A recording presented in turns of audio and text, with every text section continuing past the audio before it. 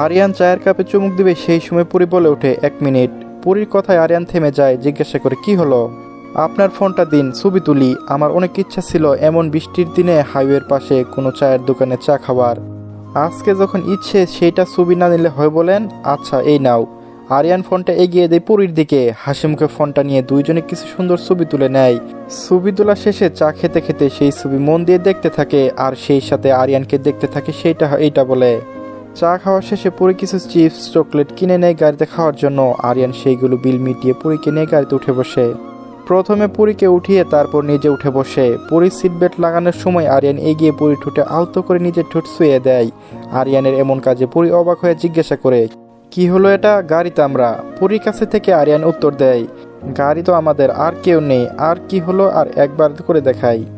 না থাক, দেখা দেখি বাড়িতে যেয়ে হবে, আপনি মন দিয়ে গাড়ি চালান। আরিয়ান আর একটু পুরীর দিকে ঝুঁকে যেয়ে বলে, একবার please honey, please please please. কথা বলতে বলতেই আরিয়ান পুরীর উত্তর অপেক্ষা করে না, পুরীর কপালে গালে ঠুটে চুমু এঁকে দেয়।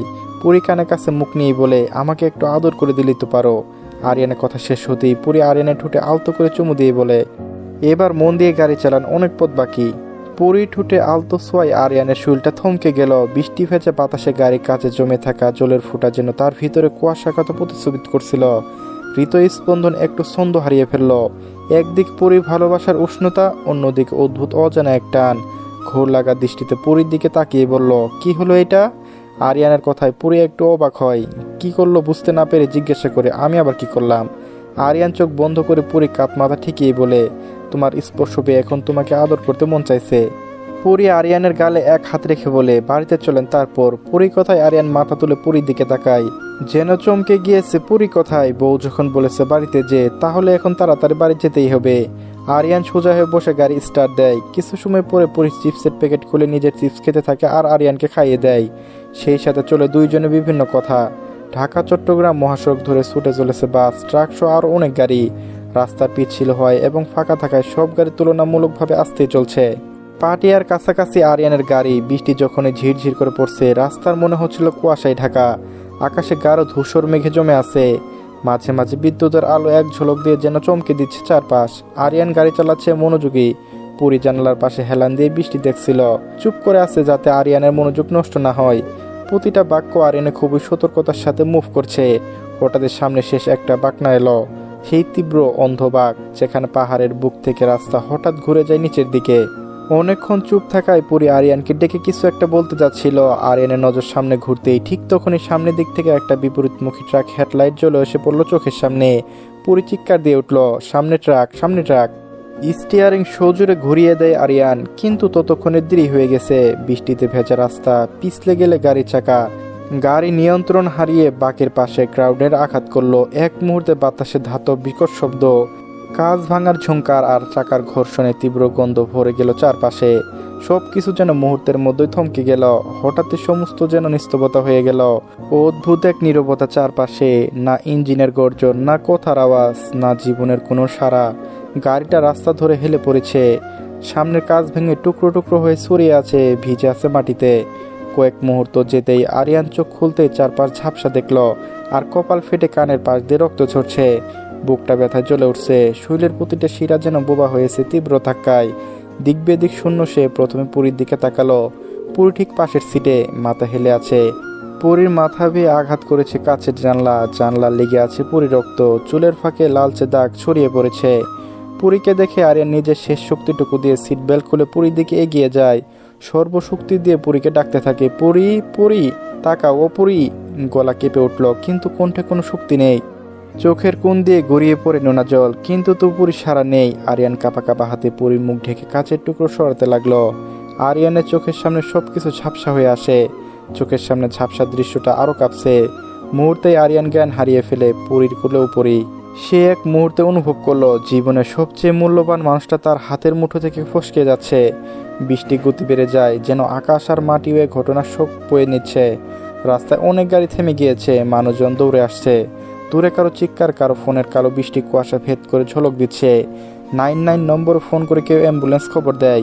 এই এক মুহূর্তে সব আলো, সব রং, সব শব্দ নিঃশেষ। চারপাশ তখন কেবল সাইরেনের শব্দে কাঁপছে। দূরে কোথাও বৃষ্টির ভেতর দিয়ে অ্যাম্বুলেন্স নীল নাল আলো ঝলক দিয়ে এগিয়ে আসছে। মাটিতে জমে থাকা জলের উপর সেই আলো প্রতিফলিত হয়ে ঝিকমিক করছে, যেন আকাশে এখন নীল লালের কাছে তাদের সঙ্গে। তখনও বৃষ্টি ঝরছে অঝরে, আর রক্তের ধারা গড়িয়ে পড়ল রাস্তার পাশে বৃষ্টি জলে মিশে। সব শব্দ মিলিয়ে গেছে এক নিঃশব্দ শূন্যতায়। কয়েক মুহূর্তেই অ্যাম্বুলেন্স সহ ফায়ার সার্ভিসের গাড়ি এসে থামে। অ্যাম্বুলেন্স থামলে দৌড়ে এসে কয়েকজন মানুষ স্ট্রেচার এগিয়ে এলো। গাড়ি থেকে দুইজনকে নামানো হলো স্ট্রেচারে করে। নিশ্চয়ই নিঃশব্দ দুটো প্রাণ। আশেপাশে মানুষের কথার শব্দ। কেউ বলল দুজনে অচেতন, একজনের অবস্থা গুরুতর। বৃষ্টির শব্দ তখনও থামেনি। রাস্তায় পড়ে থাকা কাচের টুকরোগুলো অ্যাম্বুলেন্সের আলোয় ঝলঝল করছে। কাচের টুকরোতে লেগে থাকা রক্তের বিন্দু বিন্দু ধুয়ে যাচ্ছে ধীরে ধীরে, যেন আকাশের অশ্রু মাটিতে গড়িয়ে পড়েছে। আরিয়ানার পুরো নিস্তব্ধ অচেতন দেহ দুটো নিয়ে ছুটে চলেছে অ্যাম্বুলেন্স। প্রতিটা সেকেন্ড এখানে অমূল্য। প্রতিটা সেকেন্ড এখানে নির্ধারণ করবে দুটো প্রাণে বেঁচে থাকা। অ্যাম্বুলেন্স এসে থামলো চট্টগ্রাম মেডিকেল কলেজ হাসপাতালের সামনে। দ্রুত গতিতে অ্যাম্বুলেন্স থেকে পুরি আর আরিয়ানকে নামানো হয়। পুলিশ পৌঁছে আরিয়ানের আইডি কার্ড থেকে ডিটেলস জানতে পেরে ফিরোজ খানকে কল করেন। ওসি সাহেবের পূর্ব পরিচিত হলো নিজের ফিরোজ খানকে কল করে। কয়েকবার কল হতেই ফিরোজ খান ফোন রিসিভ করে। হ্যালো, কে বলছেন? পটিয়া থানার ওসি বলছি। আপনি ফিরোজ খান? জি, কি হয়েছে ওসি সাহেব? আরিয়ান খান মানে আপনার ছেলে গাড়ি কিছুক্ষণ আগে ঢাকা চট্টগ্রাম মহাসড়কে অ্যাক্সিডেন্ট করেছে। ফিরোজ খানের সাথে তখন অফিস রুমে জুনায়েদ খান ও তাহসিন ছিল। ওসি সাহেবের কথা শুনে ফিরোজ খান বসা থেকে উঠে দাঁড়ায়। ক্ষুদ্র হয়ে পুলিশকে বলতে থাকে, কী সব বলছেন ওসি সাহেব? আপনার কোথাও ভুল হচ্ছে। ফিরোজ খানকে এভাবে উত্তেজিত হতে দেখে তাহসিন আর জুনায়েদ খান একে অপরে মুখ চাচাই করে নেয়। অপর প্রান্তে থেকে ওসি সাহেব বলেন, কোনো ভুল হচ্ছে না। আরিয়ান খানের সাথে সম্ভবত ওনার স্ত্রী ছিল। দুইজনের অবস্থা আশঙ্কাজনক। আপনারা যত দ্রুত সম্ভব চট্টগ্রাম মেডিকেল কলেজ হাসপাতালে চলে আসুন। ফোনটা কেটে দিয়ে তাহসিন জুনায়েদ খান একসাথে এগিয়ে যায়। জুনায়েদ খান জিজ্ঞাসা করে, ভাইজান কি হয়েছে? পুলিশ কেন ফোন করেছে? ফিরোজ খান জুনায়েদ খানকে ধরে পাগলের মতো জোরে জোরে চিৎকার করে কান্না করতে থাকে আর বলতে থাকে, ও জুনায়েদ, আমার আরিয়ান, আমার আরিয়ান, আমার পুরি, আমার পুরিমা। জুনায়েদ খান ভাইয়ের এমন অবস্থা দেখে ঘাবড়ে যায়। বারবার জিজ্ঞাসা করতে থাকে, ভাইজান আগে বলেন কি হয়েছে, এভাবে কান্না করবেন না ভাইজান বলেন। ফিরোজ খান কান্না করতে করতে বলেন, জুনায়েদ, আমার আরিয়ানের গাড়ি অ্যাক্সিডেন্ট করেছে, চট্টগ্রাম মেডিকেল কলেজ হাসপাতালে নিয়ে গিয়েছে। আমার ছেলেটা বেঁচে আছে তো? আমার পুরি বেঁচে আছে তো? ফিরোজ খানের কথা শুনে জুনায়েদ খান তাহসিন স্তব্ধ হয়ে যায়। ফিরোজ খান তাহসিনকে ধরেই বলে, তাহসিন, আমার আরিয়ান বেঁচে আছে তো? ফিরোজ খানের আহাজারি দেখে তাহসিন নিজের কান্না লুকাতে পারে না। চোখের জল গড়িয়ে পড়ে। কান্না জড়ানো কণ্ঠে তাহসিন বলে, বোরাব্বু, ভাইয়া পরি কিছু হয়নি, এখন কান্নাকাটি করার সময় না, যত দ্রুত সম্ভব চট্টগ্রামে পৌঁছাতে হবে। তাহসিন জুনায়েদ খানকে বলে, আব্বু দ্রুত হেলিকপ্টারের ব্যবস্থা করেন, এখন কোনো ফ্লাইট নেই, দ্রুত ব্যবস্থা করেন, আর এখন বাড়িতে কিছু বলার দরকার নেই। তাহসিনের কথা মতো জুনায়েদ খান চট্টগ্রাম যাওয়ার ব্যবস্থা করতেই চলে যান। এদিকে ফিরোজ খান বুকে হাত রেখে কান্না করেই যাচ্ছে। তাহসিন ফিরোজ খানকে সান্ত্বনা দেওয়ার চেষ্টা করেও পারছে না, কারণ তাহসিন নিজের মধ্যে অস্থিরতা চলছে। বুকের অদ্ভুত যন্ত্রণা হচ্ছে আরিয়ানার পুরি কথা ভেবেই। ফিরোজ খান নিজেকে একটু ধাতস্থ করে কান্না জড়িত কণ্ঠে বলে, বাড়িতে খবর দাও তাহসিন, তোমার বড় আম্মুকে আর তোমার সেজমাকে নিয়ে চলো, বাড়িতে জলদি খবর দাও, শুধু আমরা গেলে হবে না। ফিরোজ খানের কথা মতো তাহসিন পকেট থেকে ফোন বের করে, কিন্তু তার হাতে অসম্ভব রকম কাঁপছে, কোনোভাবেই স্থির হচ্ছে না। বহু কষ্টে ফোন থেকে মরিয়ম বেগমের ফোনে নম্বর বের করে তাহসিন। কয়েকবার রিং হলে মরিয়ম বেগম ফোন রিসিভ করে। হ্যালো সেজমা? হ্যাঁ তাহসিন বলো। গলা এমন শোনাচ্ছে কেন, কি হয়েছে? গলার কাছে আটকে থাকা কান্না নিজের ভিতরে গিলে ফেলে তাহসিন বলে, সেজমা, এখন আমি যা বলবো তাই শুনে কোনো রিয়েক্ট করবা না, বড় আম্মুকে নিয়ে সোজা অফিসে চলে আসবেন। চিন্তিত কণ্ঠে মরিয়ম বেগম জিজ্ঞাসা করে, কি হয়েছে তাহসিন, সত্যি করে বলো। তাহসিন আর পারল না নিজের কান্না চেপে রাখতে, কান্না করতে করতে বলে, সেজমা, আরিয়ানার পুরিকার অ্যাক্সিডেন্ট হয়েছে, এখনই চট্টগ্রাম মেডিকেল কলেজ হাসপাতালে যেতে হবে, আপনি বড় আম্মুকে নিয়ে আসেন, কিন্তু কিছু বললেন না। মরিয়ম বেগম জুড়ে বলতে চেয়েও কথাটা আস্তে করে বলে, কি বলছো তাহসিন, কিভাবে কখন কি হয়ে গেল, ওরা তো ফিরে আসছিল। কিছু জানি না সেজমা, আপনারা আসুন, জলদি হেলিকপ্টার করে যাওয়া হবে, জলদি যাওয়াটা দরকার, ওদের অবস্থা আশঙ্কাজনক, আপনারা আসেন।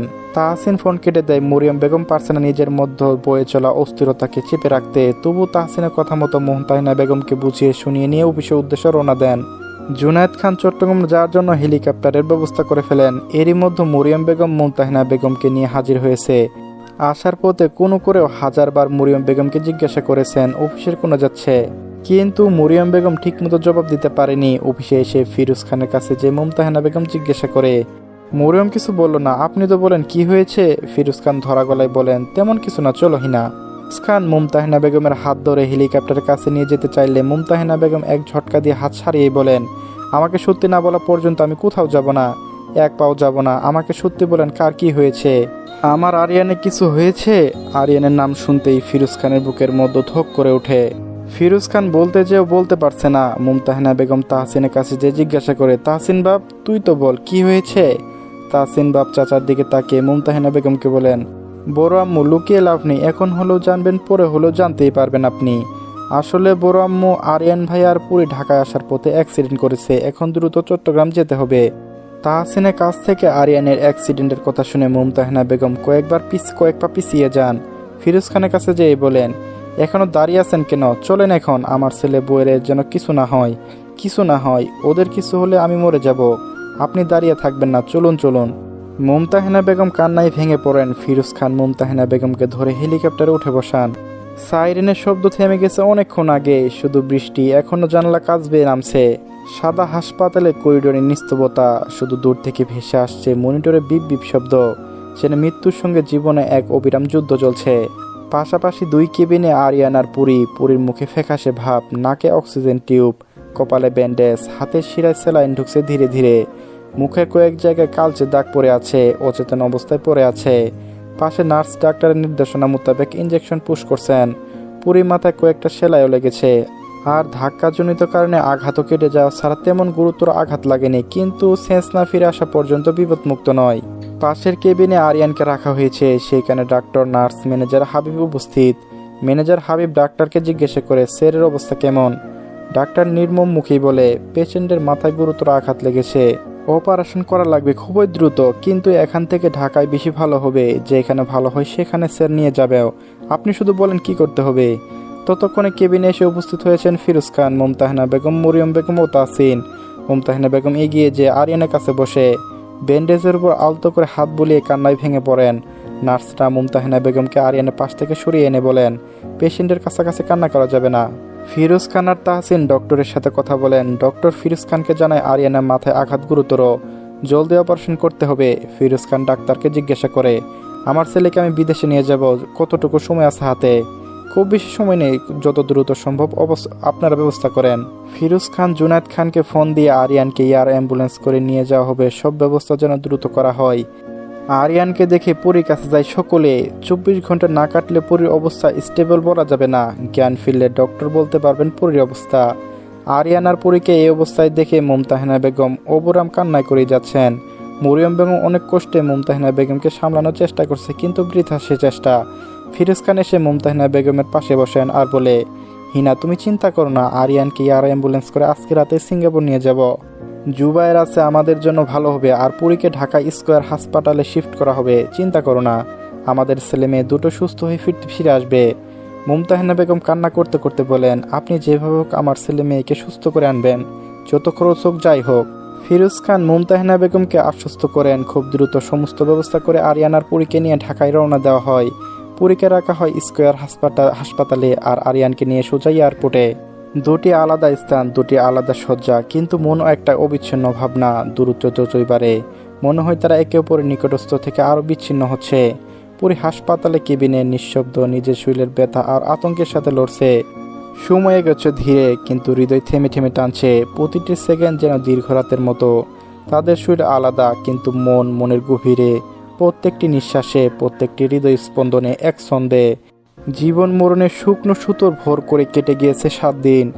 এই দিনগুলো পেরিয়েছে নিঃশব্দে অপেক্ষায়। হাসপাতালে আইসিইউর সাদা দেওয়ালগুলো যেন দিনের পর দিন কেবল পুরীর নীরব নিঃশ্বাস শোনা যাচ্ছে। সেই ঘটিতে আলো ঢুকে ঠিকই, কিন্তু তাতে উষ্ণতা নেই। অক্সিজেন মেশিনে হালকা শব্দ, সেলাইনে ধীরে পড়া ফুটা, আর ডাক্তার নার্সদের পরাচরণা। এটুকু জীবনের চিহ্ন। গত কয়েকদিনে পুরো রেসপন্স একেবারেই কম। শোকে চলে যাওয়ার কারণে প্রাণ আছে, কিন্তু সেই প্রাণে কোনো জীবন শক্তি নেই। মুমতাহিনা বেগম, মরিয়ম বেগম, তাহসিন আর ঈশান হাসপাতালে পালাক্রমে দিনে পার করছেন। বাড়িতে সবকিছু সামলা দিচ্ছে জোহরা বেগম, সিলেনা বেগম আর আরিশা। আপাতত অফিসে সামলানোর মতো তাহসিন ছাড়া কেউ নেই। যখন সে অফিসে যায় সেই সময় ঈশান আর ঈশানের বাবা আজমল তালুকদার হাসপাতালে দিকটা দেখেন। কোনো ইমার্জেন্সি সামাল দেওয়ার জন্য কখন কি দরকার হয়, দিনরাত এক হয়ে যাচ্ছে খানবাড়ির সকলে। নিস্তব্ধ শুনশান নীরবতা বিরাজ করে সব সময়। বাড়ির সকলে আদরে দুইজন জীবন মৃত্যু লড়াই করছে দুই প্রান্তে। সিঙ্গাপুরে মাউন্ট এলিজাবেথ হাসপাতালে গভীর রাতে পুরো ওয়ার্ডে এক অদ্ভুত নিস্তবতা। শুধু মাঝে মাঝে মনিটরে বিপ বিপ শব্দ ভেসে আসে, যেন জীবনের শেষ সীমানা থেকে ফিরে আসা এক লড়াই চলছে। আরিয়ানের অপারেশন শেষ হয়েছে বহু ঘন্টা আগে। সার্জারি রুমের লাল আলো নিভে গেছে, কিন্তু বাইরের অপেক্ষা কক্ষে এখনও নিভেনি আতঙ্কের আগুন। ফিরোজ খান, জুনায়েদ খান, জুবায়ের খান সবই নিস্তব্ধ। কেউ কিছু বলতে পারছে না। ফিরোজ খান পায়চারি করছে, আবার মাথায় হাত দিয়ে বসে থাকছেন। নিজের স্থির রাখার চেষ্টা ব্যর্থ চেষ্টা। সময় থমকে গিয়েছে তাদের চারপাশে। সব শেষ। দীর্ঘ কয়েক ঘন্টা সার্জারি শেষে সার্জন বেরিয়ে আসেন। চোখে ঘুমহীন ক্লান্তি, গলায় এক দীর্ঘ নিঃশ্বাস মেশানো স্থিরতা। ডাক্তারকে দেখে ফিরোজ খান উঠে দাঁড়ান। এগিয়ে যে কম্পিত কণ্ঠে জিজ্ঞাসা করেন, আমার ছেলে কেমন আছেন? Operation successful? ডাক্তার সামান্য নীরব থেকে বলেন, অপারেশন সফল হয়েছে মিস্টার খান। মাথার আঘাত বেশ গুরুতর ছিল, ইন্টারনাল ব্লিডিং হয়েছে, বাট ডোন্ট ওরি, আমরা ব্লিডিং বন্ধ করতে পেরেছি। সেন্স ফিরবে কখন সেটা নিশ্চিত না, কিন্তু পরবর্তী 24 ঘন্টার অন্তত ক্রিটিক্যাল। তিনি কোমায় আছেন, শরীরে মেশিন সারা দিচ্ছে, কিন্তু এখনও জ্ঞান ফিরেনি। ফিরোজ খান কেঁপে ওঠেন। জুনায়েদ খান এগিয়ে এসে হাত রাখেন। ডাক্তার আরও বলেন, সবচেয়ে বড় ঝুঁকি এখনও মস্তিষ্কের ভেতরে প্রেশার। যদি সেটি নিয়ন্ত্রণে থাকে তাহলে আশা করা যায় উনি ফিরে আসবেন, কিন্তু সময় লাগবে। কতটা সময় একমাত্র সৃষ্টি করাই জানেন। Pray for him. ডাক্তার আরও কিছু কথা বলে চলে গেলেন। ডাক্তার চলে যেতেই ফিরোজ খান মাথা নিচু করে বসে পড়েন। শব্দহীন কান্না বুকের ভেতর জমে যায়। এ তো আদরের তার ছেলেটা আজকে জীবন মরণের মাঝে। আরিয়ানকে রাখা হয়েছে ইন্টারসেপ কেয়ার ইউনিটে। সাদা চাদরে ঢাকা, মাথা ব্যান্ডেজ, নাকে অক্সিজেন টিউব, পাশে নানা যন্ত্রপাতি। মনিটরের আলোয় তার মুখে পড়েছে ফ্যাকাশে নীল ছায়া। এক সময় যে মুখে ছিল প্রাণবন্ত উচ্ছ্বাস, হাসি, আজ সেখানে নিস্তবতা। যেন গভীর ঘুমে হারিয়ে গেছে সমস্ত শব্দ, সমস্ত ব্যথা। ফিরোজ খান কাচের বাইরে দাঁড়িয়ে থাকেন। তার চোখে এখনো তার জল নেই, শুধু গভীর প্রার্থনা, হে আল্লাহ, আমার ছেলেকে ফিরিয়ে দাও। রাতের গভীরে পরীর নিঃশব্দ চোখের পাতা কেঁপে ওঠে। চোখ বন্ধ অবস্থায় সে যেন অন্য এক পৃথিবীতে প্রবেশ করে। একটা স্বপ্ন, অথচ বাস্তবের মতো স্পষ্ট। পরী ফারাক করতে পারে না। সমুদ্রের ধারে দাঁড়িয়ে আছে আরিয়ান, সেই পরিচিত সাদা শার্ট, বাতাসে উঠছে চুলগুলো, কিন্তু তার মুখে কোনো হাসি নেই, নেই কোনো শব্দ, নেই কোনো উষ্ণতা। নিষ্পাপ চোখে, অপলক দৃষ্টিতে শুধু তাকিয়ে আছে পরীর দিকে। এক অজানা দূরত্ব দুইজনের মধ্যে। পরী এগিয়ে যাচ্ছে আরিয়ানের দিকে, কিন্তু দূরত্ব যেন ক্রমশই বেড়েই চলেছে। হঠাৎই আরিয়ান সমুদ্রের দিকে হাঁটতে থাকে। পরী আরিয়ানকে জোরে জোরে বলতে থাকে, কোথায় যাচ্ছেন? থামুন, আর যাবেন না, সামনে গভীর সমুদ্র। কিন্তু বাতাসে তার কণ্ঠ মিলিয়ে যায়। আরিয়ান পিছনে তাকায় না, সে ধীরে ধীরে হাঁটতে থাকে সমুদ্রের দিকে, যেন ঢেউয়ের মধ্যে হারিয়ে যাবে চিরতরে। পরে পিছু যায়, কিন্তু দূরত্ব মিটছে না। পা কাঁপছে, নিঃশ্বাস ভেঙে আসছে, তবুও ছুটছে। তবুও সে পৌঁছাতে পারছে না। দূরত্বটা যেন বাড়তেই থাকে, অসীম হয়ে যায়। হঠাৎই তীব্র এক বজ্রপাতের শব্দ, একটা ঝলক আলোয় আরিয়ানের মুখটা মিলিন হয়ে যায়। পরি চিৎকার করে ওঠে, না না না না, আপনি যাবেন না। সাদা আলো চোখে পড়তেই মুখটা কুঁচকে যায়। চারপাশে যন্ত্রের টিপ টিপ শব্দ, নাকে লাগানো অক্সিজেন মাস্ক, হাতের স্যালাইনের পাইপ। এক মুহূর্তের জন্য কিছুই বুঝে ওঠে না সে। কিছুটা অচেতন হতেই এক অজানা আতঙ্ক বুকে চেপে ধরে। মস্তিষ্কে হঠাৎই ঝলকে ওঠে দুর্ঘটনার সেই মুহূর্ত, কাঁচ ভাঙা শব্দ, রক্তে ভেজা হাত, আরিয়ানের মুখ। পরীর চিৎকার শুনে মরিয়ম বেগম সজাগ হয়ে উঠে এগিয়ে যায় পরীর কাছে। বেড সাইড বেড চেপে দেওয়ায় কিছুক্ষণের মধ্যে নার্স এসে হাজির। পরীকে আস্তে আস্তে শুয়ে দেয়, কিন্তু তার চোখে জল ভরে ওঠে, শরীরটা কেঁপে ওঠে। শূন্য দিকে হাত বাড়িয়ে নার্স মরিয়ম বেগম ছুটে আসেন, একজন পরীর কাছে হাত রাখেন, কিন্তু পরী তখনও কাঁপছে। হাহাকার ভরা চোখে খুঁজছে একটাই মুখ। পরী অস্থিরভাবে কাঁপা গলায় জিজ্ঞাসা করে, আমার হাজবেন্ড কোথায়? সে ঠিক আছে তো? কেউ কিছু বলে না। নার্স এবং মরিয়ম বেগম সে মুখ চাওয়াচাই করে নিল। মরিয়ম বেগম এগিয়ে যেয়ে পরীর মাথায় হাত বোলাতে বোলাতে বলেন, আরিয়ান ঠিক আছে, তুমি ঘুমাও, সকালে আসবে। এখন তো অনেক রাত পরী, তুমি ঘুমাও, আরিয়ান সকালে আসবে। পরীর অস্থিরতা কমাতে মরিয়ম বেগম নানাভাবে বুঝিয়ে চলেছেন। একসময় পরী ঘুমিয়ে যায়। মরিয়ম বেগম কোথায় আশ্বস্ত হয়ে। পরী ঘুমিয়ে যেতেই মরিয়ম বেগম রুম থেকে বেরিয়ে আসেন। মুখে উন্না চেপে কান্না থামানোর চেষ্টা করেই যাচ্ছেন, কিন্তু সেই চোখে পানি বড় অদ্ভুত, একবার শুরু হলে থামে না। কিছুটা ধাতস্থ হয়ে মরিয়ম বেগম তাহসিনকে দিয়ে সবটা বলে সকাল সকাল আসতে বলে ফোন রেখে দেয়। মাথায় হাত দিয়ে চেয়ারে বসে দোয়া করতে থাকেন আরিয়ান যেন সুস্থ হয়ে আসেন। সকাল ছিল মেঘলা। ঢাকার স্কয়ার হাসপাতালে জানালার বাইরে সূর্যের আলো না। পরী এখনও অনেক বেশি দুর্বল। হাতের শিরায় স্যালাইন ঝুলছে, চোখের নিচে কালচে দাগ। কিন্তু 7 দিনের পর প্রথম সকালটা তার জ্ঞান ফেরার মতো নতুনভাবে বেঁচে থাকার অনুভূতি দিয়ে যাচ্ছে। ডাক্তার ও নার্সরা সকালে রাউন্ডে এসে পুরো রিপোর্ট দেখে গিয়েছেন। এখন বিশ্রাম খুবই দরকার, কোনো রকম মেন্টাল প্রেশার নেওয়া যাবে না। কিন্তু পরিমন স্থির নেই। সে বারবার একটাই প্রশ্ন করে, আরিয়ান কোথায়? সকাল হয়েছে কিন্তু আরিয়ান কেন আসে না? প্রথমে কেউ কিছু বলেনি, কেউ চায়নি এই ভঙ্গুরিতে নতুন ঝড় তুলতে, কিন্তু পুরীর চোখে অনুরোধটা এমন ছিল যেন সে জানে কিছু একটা হয়েছে, শুধু শুনতে চায় মুখে নিজের ভয়টা সত্য কিনা। দুপুরের দিকে হাসপাতালে কেবিনে এসে হাজির হয় তাহসিন। অফিসের কাজ পড়ে যাওয়ার সকালে আসতে পারেনি। তাহসিনের চোখে অল্প ঘুম, মুখে ক্লান্তি, কিন্তু নিজেকে শক্ত রাখার চেষ্টা করেই যাচ্ছে। পুরী তাকে দেখে উঠতে চায়, কিন্তু শুল সাড়া দেয় না, শুধু ধীরে জিজ্ঞাসা করে, তাহসিন ভাইয়া উনি কোথায়? কেউ আমাকে বলছে না। সে জমে বলেছিল সকালে আসবে, কই আসলো না তো। তাহসিন এক মুহূর্তের জন্য চুপ করে থাকে, তারপর ধীরে ধীরে এগিয়ে এসে পুরী হাত ধরে বসে। তার গলার কাঁপন, চোখে পানি যেন মুহূর্তে পড়বে। পুরী মাথায় হাত বুলাতে বুলাতে বলে, আসবে তো, একটু কাজ। তাহসিনের কথা শেষ করতে পারে না, তার আগে পুরী রিয়েক্ট করে ওঠে। যতটুকু জোরে পারে ততটা জোরে তাহসিনকে বলতে থাকে, মিথ্যা বলছো সবাই, সব মিথ্যা। আমি এই অবস্থা, আর উনি আসবে না এটা অসম্ভব। পুরো দুনিয়া একদিকে আর আমি একদিকে। ভাইয়া তুই অন্তত বল প্লিজ। পরিকম্পিত হাতে তাহসিনা হাত ধরে কান্নায় গলায় জিজ্ঞাসা করে, এই ভাইয়া উনি বেঁচে আছে তো? বল না প্লিজ প্লিজ। মরিয়ম বেগম মুমতাহিনা বেগম এগিয়ে আসেন। মরিয়ম বেগম বলতেই থাকেন, পুরি শান্ত হও, আরিয়ান ঠিক আছে, তুমি এমন করলে আরও বেশি অসুস্থ হয়ে পড়বে। তাহসিন ইশারা করে মরিয়ম বেগমকে থামতেই বলেন। পুরি হাত ভালো করে ধরে হাতের উপর হাত বুলিয়েই বলে, আরিয়ান ভাই এখন সিঙ্গাপুরে মাউন্ট এলিজাবেথ হাসপাতালে। ওর মাথায় গুরুতর আঘাত লেগেছিল অ্যাক্সিডেন্টের সময়, অপারেশন হয়েছে, এখন কোমায় আছে। ডক্টররা বলেছে জ্ঞান ফিরতে সময় লাগবে। পুরীর বুকের ভেতরটা হঠাৎ চাপ ধরে আসে, চোখ বড় হয়ে যায়, ঠোঁট কেঁপে ওঠে, কিন্তু কোনো শব্দ বের হয় না। শুধু চোখ বেয়ে গড়িয়ে পড়ে নোনা জল, যেন শরীরের ভেতর জমে থাকা সমস্ত ব্যথা একসাথে গলে বেরিয়ে আসছে। তাহসিন আবারও তার হাতটা ধরে বলে, ডাক্তাররা আশা দিয়েছেন অপারেশন সফল হয়েছে, এখন শুধু সময়ের অপেক্ষা। ভাইয়া খুব শক্ত মানুষ, ও ফিরে আসবে পুরী, তোর জন্যই আসবে, আল্লাহর কাছে দোয়া করো। পুরী আস্তে মাথায় নাড়ে, কিন্তু চোখে জল থামে না। তার কানে শুধু বাজছে সেই স্বপ্ন শেষ দৃশ্য। আরিয়ান হাঁটছে দূরে সমুদ্রের দিকে, এবার সে আর থামতে দেবে না। পুরী তাকায় জানালার দিকে, সেই জানালা বন্ধ, বাইরের দিনে আলো পর্দা ফাঁক দিয়ে অল্প অল্প করে দেখা যাচ্ছে। তারপর ধীরে ধীরে চোখ বন্ধ করে একটা শান্ত দীর্ঘ নিঃশ্বাস ছাড়ে। পুরীর বুকের ভেতর ছোট একটা প্রার্থনা গুঞ্জন করে, হে আল্লাহ ওকে ফিরিয়ে দাও, শুধু একবার। আমার বাবা নেই, মা নেই, শেষে আমার স্বামীকেও কেড়ে নিও না আল্লাহ। বাবার আদর মায়ের আদর বুঝে ওঠার আগে তাদের ভালোবাসা থেকে বঞ্চিত করেছে, এখন স্বামীর ভালোবাসা দিয়েও সেটাও কেড়ে নেওয়া আল্লাহ, কেড়ে নিও না। সৃষ্টিকর্তার কাছে এক নীরব অভিযোগ পূর্ণ আর্জি জানিয়ে দিল পুরী। কাছে এত লোক থাকা সত্ত্বেও পুরীর কাছে পুরো দুনিয়া আজকে ফাঁকা বলে মনে হচ্ছে কেউ নেই, কেউ নেই। আসলেই পুরীর জীবনের সব থেকে অমূল্য ব্যক্তি, তার ভালোবাসা, তার প্রাণপ্রিয় স্বামী তার পাশে নেই। এক বুক শূন্যতা নিয়ে মনে মনে আল্লাহর কাছে প্রার্থনা করতেই থাকে। আসসালামু আলাইকুম এভরিওয়ান, তোমার আড়ালে ভালোবাসা গল্পের ৬২ নম্বর পার্ট। তো আর বেশি কথা না বলে চলুন গল্প শুরু করে দেই। ভোরের প্রথম আলো হাসপাতালে সাদা পর্দা ভেদ করে সূর্যের একখানি রশ্মি এসে পড়েছে আইসিইউ এর শীতল ঘরে। অক্সিজেন মেশিনের শব্দ, bed side monitor beep beep শব্দ যেন জীবনের সঙ্গে এক নীরব লড়াইয়ের সাক্ষী হয়ে জানান দিচ্ছে। আইসিইউ সাদা ধবধবে বিছানায় আরিয়ানের ক্লান্ত কায়া, যা এখনো নীরব নিস্তব্ধ। অক্সিজেন মাস্ক, মাথায় ব্যান্ডেজ, বুকের ওপর সাদা চাদর। মনিটরের সবুজ রেখাগুলো এখনো ধীর, কখনো সামান্য ওঠানামা করছে। এ যেন জীবনের নিশ্চিত ছন্দ বয়ে নিয়ে যাচ্ছে।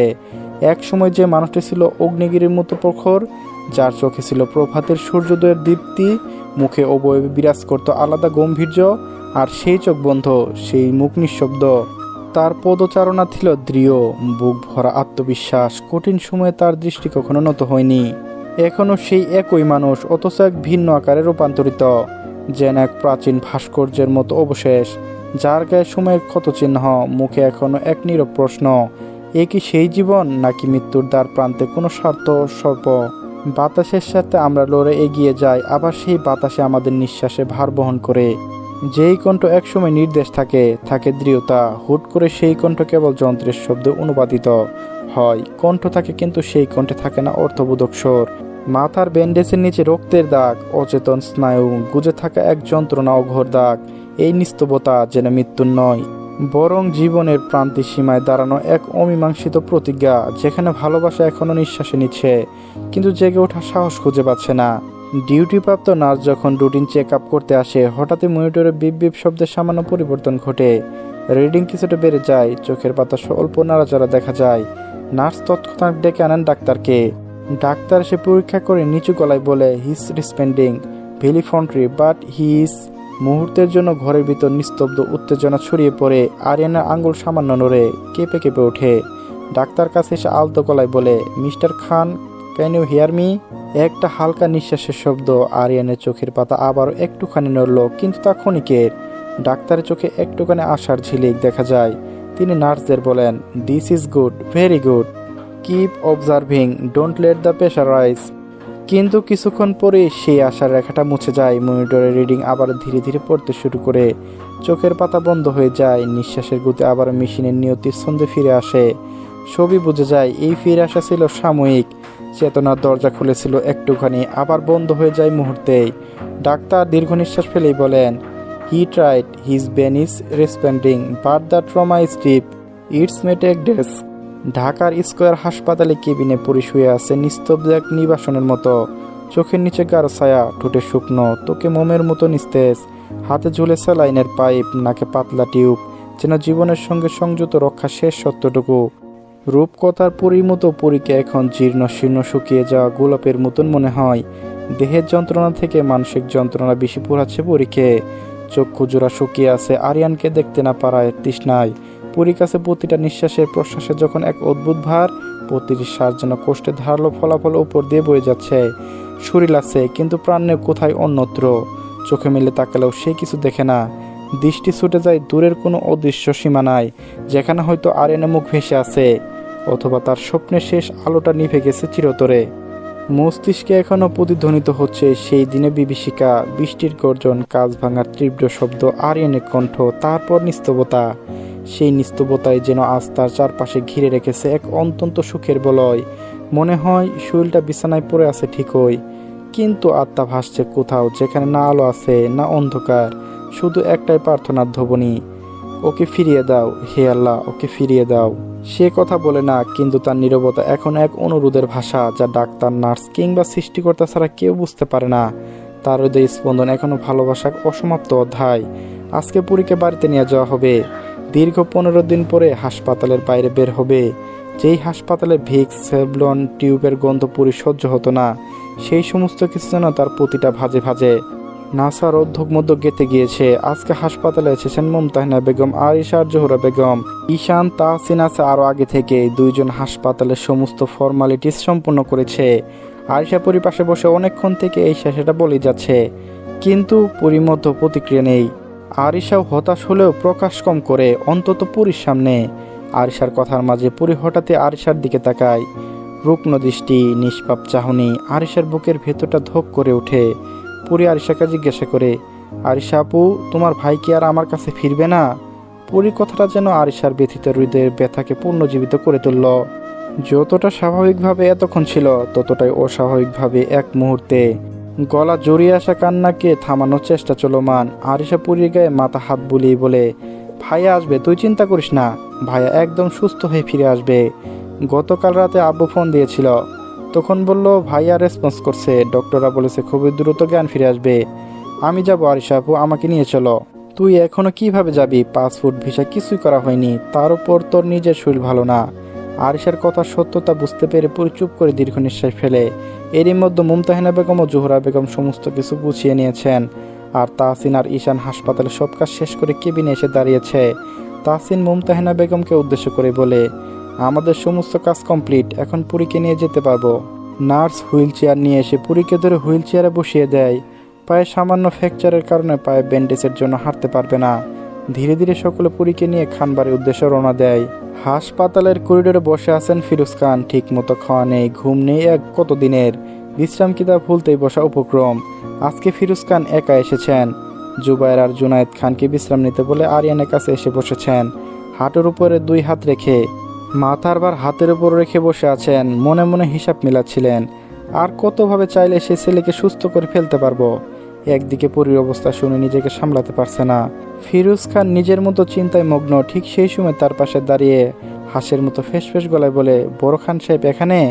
অদূর বিদেশে ব্রিভ হয়ে নিজের নাম এভাবে শুনে হোঁচকুচিয়ে হয়ে ফিরোজ খান তাকায়। সামনে তাকাতে নজরে আসে 70-এর ঊর্ধ্বে এক বয়স্ক ব্যক্তির দিকে।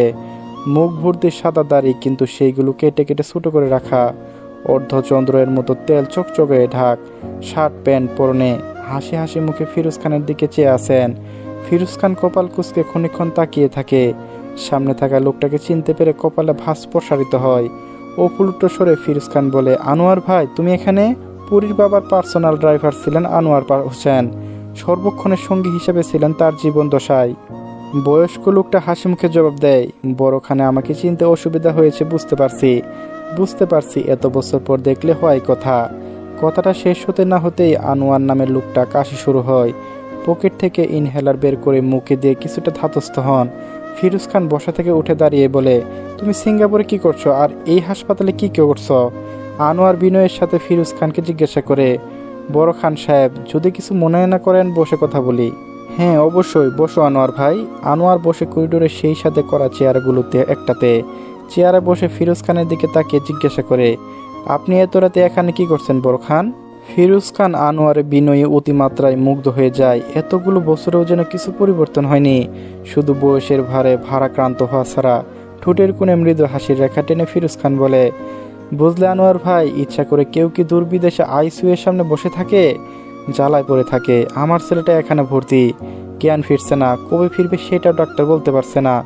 ফিরোজ খানের কথাটা শুনে আনোয়ার মুখের হাসিটা যেন অপলুপ্তর মতো উপড়ে গেল, চোখগুলো ছলছল করে ওঠে। আপনার ছেলে আরিয়ান বাবা, কি হয়েছে আরিয়ান বাবার বড় খান? ফিরোজ খান দীর্ঘ নিঃশ্বাস ফেলেন, আনোয়ারের সাথে সমস্ত ঘটনা খুলে বলেন, এমনকি পুরীর সাথে আরিয়ানের বিয়ে থেকে সমস্তটা শুনে আনোয়ারের চামড়া কুঁচকে যাওয়া, চোখে কার্নিশ বেয়ে জল গড়িয়ে পড়ে। পকেট থেকে রুমাল বের করে চোখের পানি মুছে ফিরোজ খানের উদ্দেশ্যে বলে, অপরাধ মার্জনা করবেন বড় খান সাহেব, আপনার দয়াতে আমি আমার পরিবারকে নিয়ে এখানে, কিন্তু অপরাধবোধ প্রতিনিয়ত আমাকে কুরে করে খাইয়েছে। আমি জীবনে যত কষ্ট, বড় বিপদে পড়েছি, তখনই মনে হয়েছে আমার এই একটা ব্যাপারের জন্য আজকে হয়তো আমাকে এই পরিণতি করছে। জানেন তো বড় খান সাহেব, আমি আল্লাহর কাছে এত মাপ চাই, তিনি হয়তো আমাকে মাফ করবেন না মাফ। আনোয়ারের কথায় ফিরোজ খান একটু গুটিয়ে যায়। ও চাই তো সত্য ঘটনার সামনে আসলে সকলে অস্থিরতা ভুগবে। ঠিক তেমনি ফিরোজ খান আনোয়ারকে কিছু বলতে যাবে, তার আগে আনোয়ার আবার বলে, বড় খান সাহেব, আপনি নিজের আক্রোশের বসে সুন্দর জুইটা জীবন শেষ করেছেন। জান্নাত আপা তো সেদিন বেঁচে ছিল, তার এখনো বিদেশে এনে চিকিৎসা করাননি। সেই দিন জান্নাত আপাকে বাঁচালে পরিমাটা মা হারা হতো না। ফিরোজ খান হাত তুলে আনোয়ারকে থামতে বলে। আনোয়ার থামলে ফিরোজ খান গম্ভীরভাবে আনোয়ারকে বলে, আনোয়ার ভাই, সবটা যেন আপনি আমাকে দোষারোপ করছেন কেন? ওই সময় জান্নাতের অবস্থা এমন ছিল না, ওকে মুভ করানো সম্ভব ছিল না, এখনকার মতো এতটাও আধুনিক ছিল না সবকিছু। আনোয়ার নিঃসংকোচে ফিরোজ খানকে উদ্দেশ্য করে প্রশ্ন ছুড়েন, নৌরেন খান সাহেবকে কেন মারলেন বড় খান সাহেব? নৌসেন খানের মতো আপনাদের বংশেরও কেউ কি আরও এসেছে নাকি আরও আসবে? নৌশের আলী খান পুরীর বাবা আর জান্নাত আর খানা পুরীর মায়ের নাম। ফিরোজ খান হুঙ্কার দিয়ে ওঠে, আঙ্গুল তুলে আনোয়ারকে বলে, চুপ করো আনোয়ার ভাই, একদম চুপ। সবটা না জেনে আপনারা আমাকে খুনি বানিয়েছেন প্রতি মুহূর্তে। সত্যিটা আসলে কি বড় খান সাহেব? মরার আগে আল্লাহ হয়তো সত্যটা শোনার জন্য আপনার সাথে দেখা করিয়েছে। আনোয়ারের কথায় ফিরোজ খান নরম হয়ে যান। আনোয়ারের পাশে যে বসতেই আনোয়ার দাঁড়িয়ে যে উদ্বিগ্ন হয়। ফিরোজ খান আনোয়ারের হাত ধরে বলে, আনোয়ার ভাই উঠে যাচ্ছ কেন? আমার পাশেই বসেন। মনিবার চাকর কোনোদিনও পাশাপাশি বসে বড় খান সাহেব? সেই সম্পর্ক অনেকদিন আগে শেষ হয়েছে। তুমি সত্যি জানতে যাচ্ছ? শোনো তাহলে। আনোয়ার ফিরোজ খানের পাশে বসে তার মুখপানে চেয়ে থাকে। নৌশেরে যেদিন অ্যাক্সিডেন্ট হয় তার কিছুদিন আগে আমাদের মধ্যে ব্যবসায়িক ঝামেলা হয়। সেই সময় বয়স অল্প ছিল, রক্তের তেজ ছিল বেশি। অল্পতে মাথা গরম হয়, আমি ওই দিন নৌশেরকে বলে ফেলি, তোকে খুন করে হলেও সমস্ত কিছু আমার আন্ডারে আনবো। ব্যাস এই একটা কথার জেরে সব হলো। নৌশেরে অ্যাক্সিডেন্টের পরে সকলে আমাকে দোষী ভাবতে শুরু করে। সেই থেকে আজও সেই গ্লানি বয়ে বেড়াতে হয়। কিন্তু আনোয়ার ভাই বিশ্বাস করেন, ওদের মেয়ে পুরীকে আমি নিজের মেয়ের থেকেও বেশি আদর যত্ন বড় করেছি। পুরীর বাবার সম্পত্তি যাতে কেউ আত্মসাৎ না করতে পারে, সেই জন্য আমার নিজের ছেলের সাথে বিয়ে দিয়েছি। রুমাল দিয়ে চোখের জল মুছে আনোয়ার ফিরোজ খানের দিকে ভেজা চোখে তাকিয়ে বলে, আমার ছেলে যখন বিদেশে পড়ার সুযোগ পেয়ে যায়, নৌশের খান সাহেব আমাকে সমস্ত অর্থ দিয়ে লোক দিয়ে সাহায্য করে পাঠিয়েছিলেন। বিদেশে এসে জানতে পারি সাহেবের অ্যাক্সিডেন্টের কথা। আমি তখন ভাবতে থাকি আমার কোনো কাজের কারণে সাহেবের অ্যাক্সিডেন্ট হলো আপনার কথায়। প্রলোভনে আমিও একদিন নৌশের খান সাহেবের ক্ষতি করতে তার গাড়ি ব্রেক নষ্ট করে রাখি। কিন্তু ভাগ্যক্রমে সেই দিন গাড়ি নিয়ে নৌশের খান সাহেব বের হননি, বের হয়েছিলেন আপনার ড্রাইভার আর ম্যানেজার। সেই দিনের ঘটনা মনে আসলে আজকেও আমি আটকে উঠি। সেই দিন আমার কারণে যদি নৌশের খান সাহেবের ক্ষতি হতো, তবু তার ক্ষতি না হলেও অন্য কারো হয়েছে। বড় খান সাহেব, আপনি সেদিন আমার অসহায়ত্বের সুযোগ নিয়ে প্রলোভন না দেখাতেন তাহলে নিরপরাধ দুইজন বেঁচে থাকতো। সেই অপরাধবোধ আজও। ফিরোজ খান আনোয়ারের কাঁধে হাত রেখে বলেন, আনোয়ার ভাই, আমি সেই শাস্তি কিন্তু পেয়েছি। আমার ছোট ভাইটা অকালে মারা গেল, আর আজকে আমার ছেলের মৃত্যু সজ্জায়। আমার কি ব্যাপার প্রায়শ্চিত্ত হয়নি আনোয়ার ভাই, হয়নি? ফিরোজ খান কান্নায় ভেঙে পড়েন। পুরুষ মানুষের কান্না বড় অদ্ভুত। এরা অনেক কঠিন বিষয়ে কঁদবে না, কিন্তু আড়ালে ঠিকই চোখে ভিজে ওঠে। আনোয়ার ফিরোজ খানকে বলে, বড় খান সাহেব, পাপ আর তার বাপকেও ছাড়ে না, তাই এখন থেকে তওবা করেন। আর কত ক্ষমতা, টাকা চাইবেন? আল্লাহ আপনাকে 2 হাত ভরে দিয়েছেন, এখন মাপ চান, মাপ করার মালিক আল্লাহ। চলবে গাইস, গল্পটি শেষ প্রান্তে এসে পড়েছে। তো গল্পটি কেমন হয়েছে সবাই একটু জানিয়ে যাবেন, আর নতুন গল্প খুব শীঘ্রই আসতেছে। তো সবাই ভালো থাকবেন, সুস্থ থাকবেন, আল্লাহ হাফেজ।